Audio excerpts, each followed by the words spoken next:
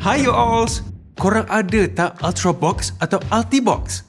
Kalau ada, bolehlah guna plug and play mode tanpa guna satellite signal. Kalau nak pindah rumah nanti pun senang. Plug and play je.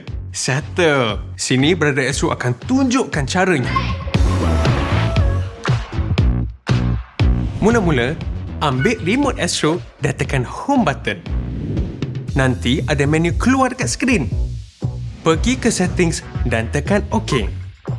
Pilih restore dan tekan OK.